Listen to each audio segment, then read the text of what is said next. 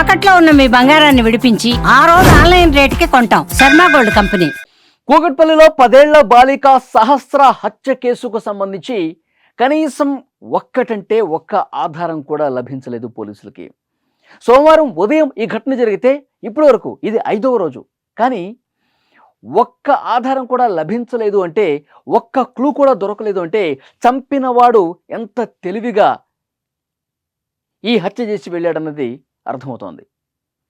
పోలీసులు అందరిని విచారిస్తూ ఉన్నారు. అనుమానం ఉన్న ప్రతి ఒక్కరిని కూడా పిలిచి విచారిస్తూ ఉన్నారు. కానీ ఏమీ దొరకలా. ఆ బిల్డింగ్లో ఎవరైతే ఉంటున్నారో అద్దెకున్న కుటుంబాలు వాళ్ళందరినీ విచారించారు. అలాగే సెకండ్ ఫ్లోర్లో సంజయ్ అనే వ్యక్తి మీద అనుమానం ఉంది. మొదట అతన్నే అనుమానితుడిగా భావించి విచారించారు. కానీ ఏమీ దొరకలా. సీసీ కెమెరాలో రికార్డ్ అయిన దృశ్యాల్ని పరిశీలిస్తున్నారు. ఆ వీధిలో ఉన్న ఒకే ఒక సీసీ కెమెరాలో రికార్డ్ అయినటువంటి దృశ్యాల్ని పరిశీలించారు. అందులో కూడా ఏమీ దొరకలా. బయట వ్యక్తులు ఎవరు కూడా ఆ ఇంట్లోకి వెళ్ళటం కానీ, ఆ ఇంట్లో నుంచి బయటికి రావటం కానీ, కొత్త వ్యక్తులు బయట వ్యక్తులు ఎవరు రికార్డు కాలేదు. మరి ఎవరు చేసి ఉంటారు? పోలీసులు మొదటి నుంచి ఒక విషయాన్ని చాలా బలంగా చెప్తా ఉన్నారు. ఆ బిల్డింగ్లో ఉన్న వాళ్ళే చంపి ఉంటారు. ఎందుకంటే కొత్త వాళ్ళు ఎవరు ఆ బిల్డింగ్లోకి వెళ్ళినట్టుగా మాకు కనిపించలేదు, బిల్డింగ్లో ఉన్న వాళ్ళే అని చెప్పి చాలా స్పష్టంగా పోలీసులు చెప్తా ఉన్నారు. కానీ విచారిస్తున్నారు, గంటల కొద్దీ విచారిస్తూ ఉన్నారు. కానీ ఏమీ ఇప్పటి వరకు బయటపడలేదు అంటే ఎలా అర్థం చేసుకోవాలి? అంటే చంపిన వాళ్ళు ఎంతో తెలివిగా ఆధారాలు కనీసం దొరకకుండా ఉండేందుకు ఎంత జాగ్రత్త పడ్డారో అన్నది కూడా ఈ కేసును బట్టి అర్థమవుతున్న పరిస్థితి. చాలామందిని చాలామందిని విచారించారు. ఆ తల్లి ఒక ఆసుపత్రిలో ల్యాబ్ టెక్నీషియన్గా పనిచేస్తుంది. ఆ ఆసుపత్రిలో ఉన్న వాళ్ళు ఈ తల్లితో ఎవరైతే కొంత ఫ్రెండ్లీగా ఉంటారో, ఈ కుటుంబం గురించి సమాచారం తెలుసుంటుందో వాళ్ళందరినీ విచారించారు. కానీ ఏమీ బయటికి రాలా. ఇతను ఎవరు? తండ్రి మెకానిక్గా పనిచేస్తూ ఉన్నాడు, మెకానిక్ షెడ్లో. అందులో పనిచేస్తున్న వాళ్ళని కూడా పిలిచారు. అందులో పనిచేస్తున్న వాళ్ళని కూడా వాళ్ళని పిలిచి మాట్లాడారు. కానీ ఎక్కడా కూడా ఏమీ దొరకని పరిస్థితి కనిపిస్తోంది.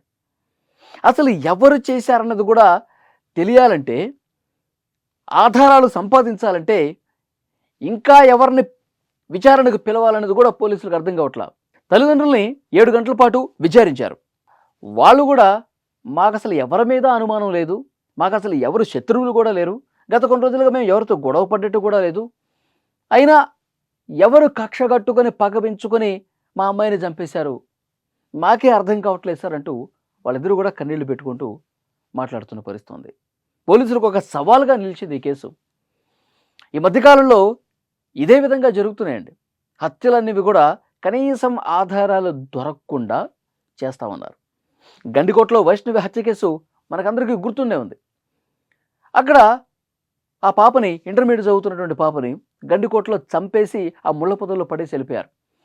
దాన్ని అసలు ఎవరు చేశారు? రోజుల తరబడి విచారణ చేశారు. కుటుంబ సభ్యుల మీద అనుమానం ఉండి వాళ్ళు కూడా విచారించారు. కానీ ఈ రోజు వరకు ఉపయోగం లేదు. అసలు కనీసం ఆధారాలు దొరకలా. పలానా వ్యక్తి చేశాడు అని చెప్పి ఆధారం లభించలా. అసలు అంతు చిక్కని కేసుగా మారిపోయింది గండికోటలో వైష్ణవి హత్య కేసు కూడా. ఇక్కడ ఇప్పుడు కూకట్పల్లిలో కేసు అంటే చాలా తెలివిగా వాళ్ళు ప్లాన్ చేసి మరీ పక్కా పథకం ప్రకారం చంపుతా ఉన్నారా? లేదు అంటే కనుక తెలిసిన వాళ్ళే, చాలా అంటే అనుమానం కూడా వ్యక్తం చేయనటువంటి సభ్యులే ఇంత ఘాతుకానికి పాల్పడ్డారా అన్నది కూడా పోలీసులు కొంత అనుమానిస్తున్నటువంటి పరిస్థితి ఉంది. సో ఏదేమైనప్పటికీ ఈ మిస్టరీ వీడాలంటే మరింత లోతుగా విచారణ జరపాల్సినటువంటి అవసరం చాలా స్పష్టంగా కనిపిస్తోంది. తల్లిదండ్రులు అంత్యక్రియలకి ఊరికి వెళ్ళొచ్చారు.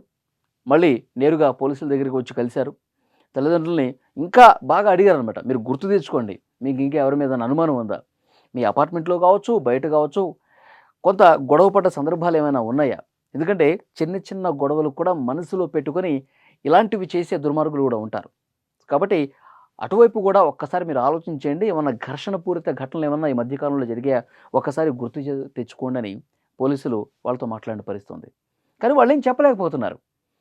ఉదయాన్నే 10 గంటల సమయంలో బయట వ్యక్తులు ఎవరో వచ్చి అంత దారుణంగా మా పాపని చంపాల్సినటువంటి పరిస్థితి, ఆ అవసరం ఎవరికి ఉంది కూడా ఎవరికి అర్థం కావట్లా. ఉదయం 10 గంటల కంటే పట్టపగలు ఒక పదునైనటువంటి కత్తి తీసుకొని గొంతు మీద 14 కత్తిపోట్లు ఉన్నాయంట. మొత్తం శరీరం మీద 20 కత్తిపోట్లు ఉన్నాయి. అంత కక్ష పెట్టుకొని అంత చిన్న పాపని చంపాల్సినటువంటి అవసరం ఎవరికి వచ్చింది? నిజంగా అందరూ ఆశ్చర్యపోతున్నారు ఈ కేసు చూసి. సో పోలీసులు మరి ఆఖరికి ఏం తెలుస్తారో తెలియదు కానీ సీరియస్గానే తీసుకున్నారు పోలీసులు. ఒక సవాలుగా తీసుకున్న పరిస్థితి ఉంది. తండ్రే మొదటగా చూసింది.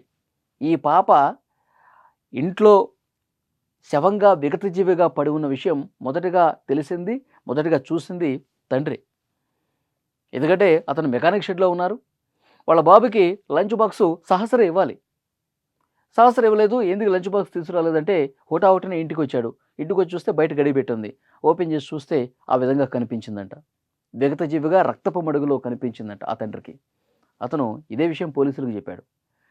మరి చాలా దగ్గరగా ఉన్నవాళ్ళు, బాగా తెలిసిన వాళ్ళు, అపార్ట్మెంట్లో ఉన్నవాళ్లే అంటే చాలామంది తల్లిదండ్రుల మీద కూడా కొంత అనుమానం వ్యక్తం చేస్తూ ఉన్నారు. వాళ్ళని కొంచెం సీరియస్గా అడగండి సార్. మీరు అపార్ట్మెంట్లో అద్దెకున్న వాళ్ళందరినీ అడిగారు, చాలామందిని అనుమానించారు, బయట వ్యక్తులు ఎవరూ రాలేదంటున్నారు.